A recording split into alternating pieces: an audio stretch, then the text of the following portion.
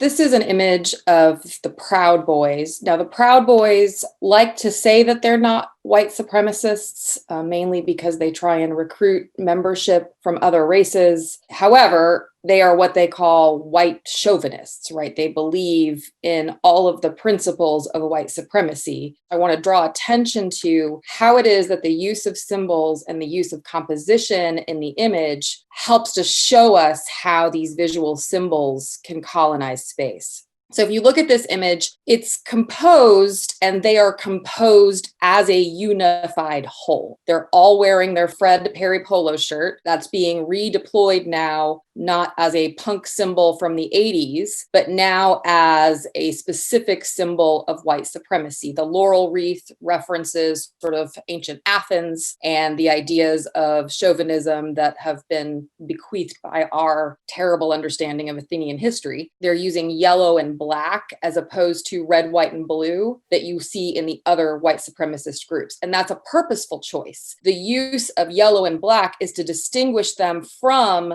Nazism 1.0, which they consider, the Sons of the Confederacy, the KKK, and them, which they consider to be white supremacy 2.0, or even in some cases 3.0.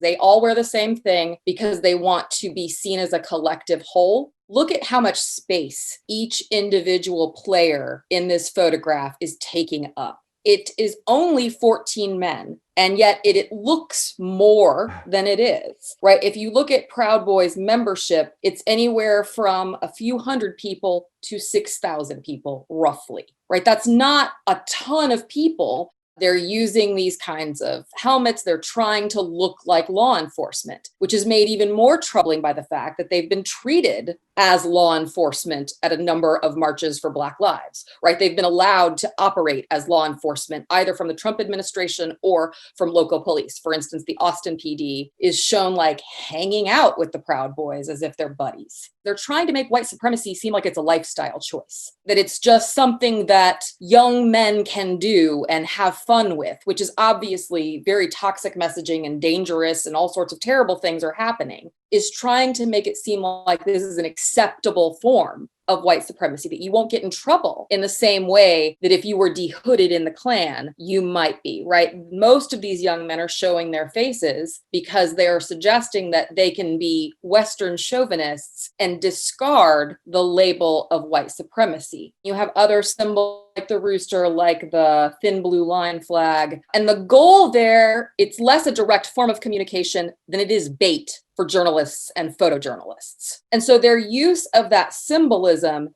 is meant to attract journalists in order to aggrandize their public presence, in order to show them as a force, and to allow them a greater stake in public discourse than they would have otherwise.